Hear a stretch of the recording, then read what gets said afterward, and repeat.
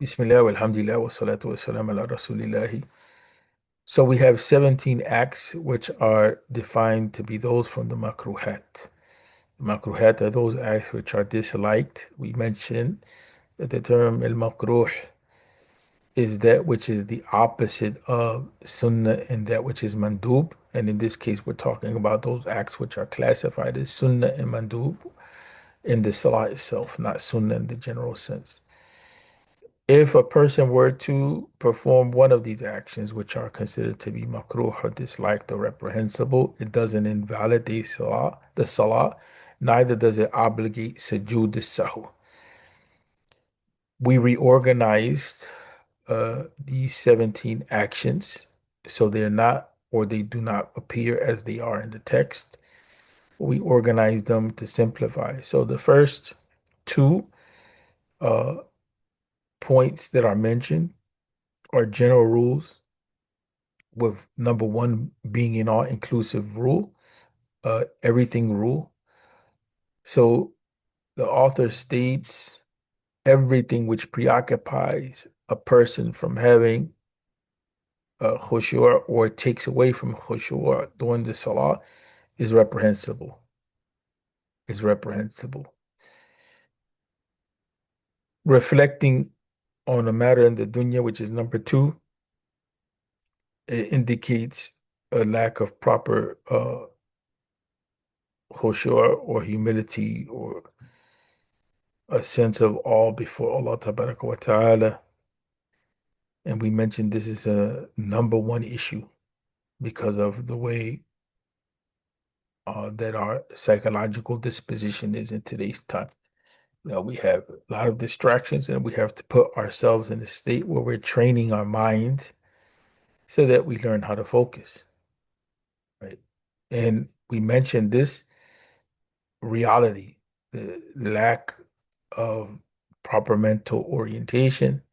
What it does is that it takes away from our ability to connect in this a lot. And we also stated before that this statement here probably had a different meaning in the time period within which this text was written, or for the people of the past, because of the idea of multitasking and the culture that we have, and we talked about, the way that social media operates on the brain, how there's a usage of neuroscience to tap into the chemical orientation of the brain and how addiction comes about with these technologies that we have nowadays. It really has changed the dynamics of the internal uh, life of people, right? Internal life of people. And so these two things, these two points that are made initially are extremely important, right? And the focus on correcting these two issues is a focus on correcting not only one's salah, but our connection with the law and our state, right? And I don't think much more needs to be said.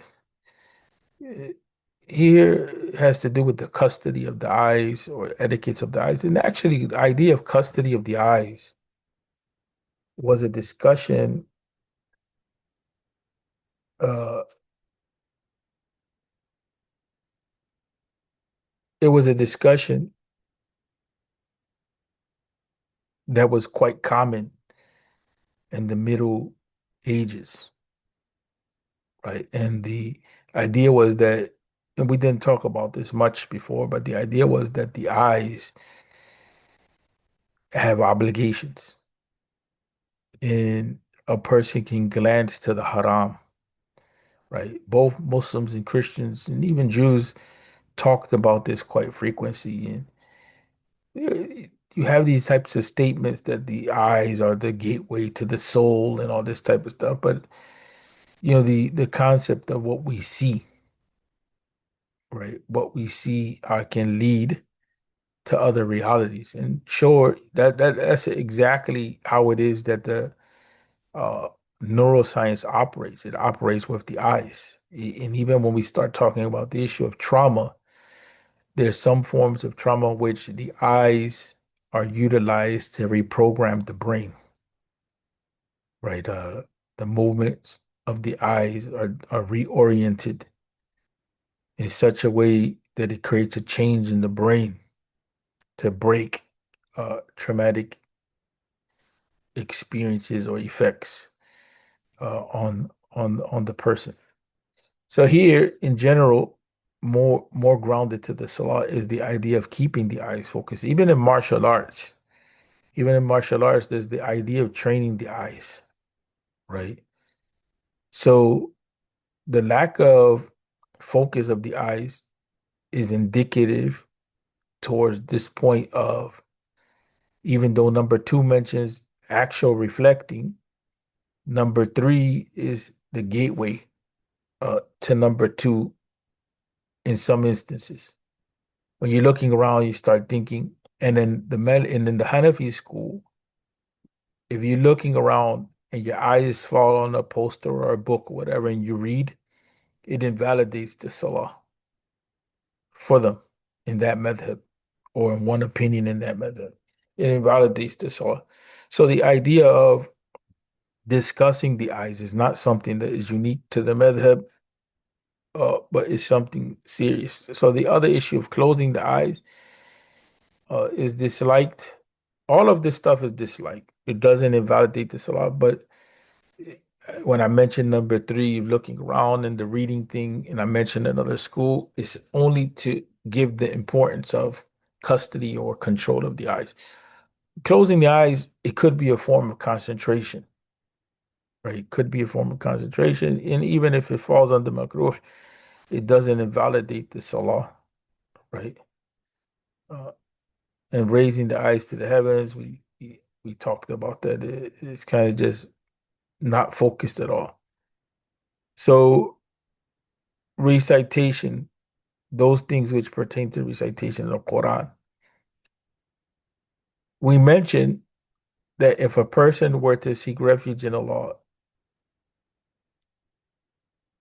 after the Iqamah or before the Iqamah, and uh, after the Adhan, after the Iqamah and before the Takbirat al-Tahrim, to be more accurate, and then there's no issue in that. No issue in that. The whole debate is within the madhab is reciting the seeking of refuge after Takbirat al-Ihram and before the recitation of the Quran. That's where the whole debate comes in at. But in any event, this falls under that which is makruh, so it doesn't invalidate the salah. Other madhab practice it. I don't want to make that so much of a big issue. The same thing with reciting the Basmalah. In the Maliki school, the best to recite the Basmalah in silence and to begin with Alhamdulillah. There's a long discussion on that, which in some ways doesn't have a lot of benefit, to be honest with you. These things are not things which are taking away from focus on Allah Tabaraka wa Ta'ala, neither are they acts uh, which in themselves are bad. The only thing to keep in mind here is not to think that it's an obligation, or not to think that it's part of those sunan which are emphasized, right? The narrations on the Basmala, reciting it in the Salah, they vary, and there's no way to reconcile them according to Abdullah al-Ghumari in his hadith research, which he has which is documented in the his explanation of the Risale of Abi Zayd al-Qayrawani. There's no way to reconcile between this and that. So the middle point between the narrations is just to recite silently. What am I talking about? You have a number of narrations which show the Prophet sallallahu alaihi wasallam reciting the Basmala out loud, and a number of them equal in the number mostly of the Basmala not being recited, along with the practice of the Sahaba not being that. So one of the ways to reconcile between those narrations and deal with the apparent contradiction in practice is to just recite silently, right? To recite silently. But there's no harm in reciting out loud as well. And the Shafi'i school, it's a necessity to recite out loud. So that's something to keep in mind. But for me, this shouldn't even be in this section of the makruhat. But it is, and the Maliki scholars decided to put it there. Uh, and part of the reason or the logic I mentioned, so that people don't confuse something for being an obligation that is not an obligation, right? The acts of the salah, which are considered the acts in the salah, I should say, acts in the salah is better said, acts in the salah, which are considered to be makruh, is standing on one foot, except if it's, if one has been standing in the salah so long, maybe circulation is off or whatever, or there's somebody you're hurt or whatever, there may be some logical reason for that. Holding a coin or other than that in the mouth is something that's makruh, is dangerous. We mentioned teaching children that uh, is an issue, is important because they like to put things in their mouth. But we also mentioned this kind of gives us a basis for, say, for instance, if somebody has retainers on or whatever it may be, and they question whether it's allowable in the salah, and this gives a freeway, or it gives a pathway, or it gives a dispensation, not issue. Something disliked, but it doesn't invalidate the salah. Carrying something carrying anything in the prayer in one's pockets or sleeves or on his back, which would cause a distraction. We mentioned a couple examples here. We mentioned the phone as being a problem, because the phone, it distracts self, it distracts people next to you when messages come in, notifications. So uh, sometimes even it being on silent is a problem because it buzzes. So it can that's something that's heavily disliked. And even if we say on sleeves, let's say on the wrist, it doesn't mention wrist here, but similar logic. When you talk about the Apple Watch and not being silent or whatever it may be. We also mentioned that somebody may have a book bag and may be praying in public. The question may come up, is it allowable for me to have the book bag on? I may be praying. I may have my $2,000 electronic equipment in the bag. It may distract me because I'm thinking somebody may snatch it, or somebody may snatch it when I'm in sujood. They may come and take it. So I can have it on my back, no issue. If something is makruh, it doesn't invalidate the salah. Okay, so that shows us some flexibility. Prostrating upon, in number 11, prostrating upon the folds of the turban, the edge of the sleeves or the attire, something that's like in contrast to prostrating upon a mat. We mentioned that sometimes with the hoodie on, you have the hoodie on, you know, the hoodie may come like this, you know, it's makruh, but it's allowable in extreme heat and cold. You may do it, not to get a cold, right? But in general, it shouldn't, because this area, it shouldn't be prostrated on, because this area here should not be an area of what? Uh, an area of coverage. It should be non-covered. It should not be covered. It be area of exposure. Clenching, going like this, or clenching the hands and opening the fingers, all of that should be left off.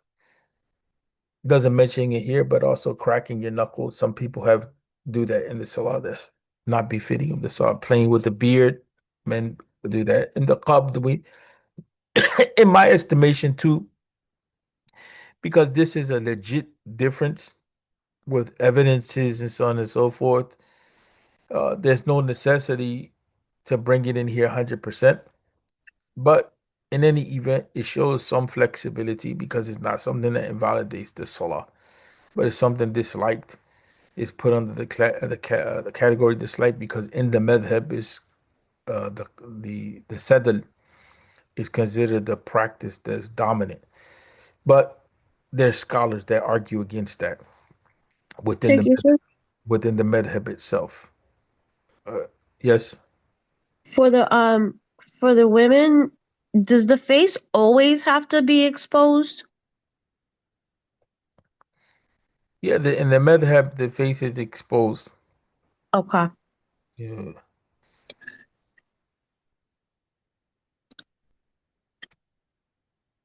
In the madhab, the face is exposed. Even in Hajj, the same thing. The Yeah. only school that kind of has heavy debate on that is the Hanbali school. Mm-hmm. Bending the head, we mentioned that already. Squatting, hugging the body, which here really is hugging the arms around the waist. Those things are from the makruhat. Some of these things that are mentioned take away the form of the salah, right? Squatting mostly will come towards the end, not towards the end of the salah. I don't want to say it that way because that's not very accurate. But in the time of the second tashahhud and the last tashahhud, you may find people kind of in that squatting type of position as something that is disliked.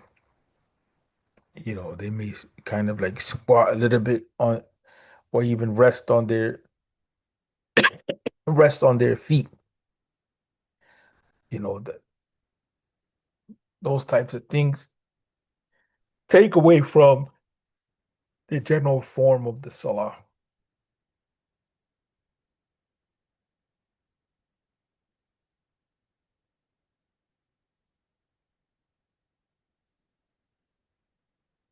So with that, inshallah, we come to an end.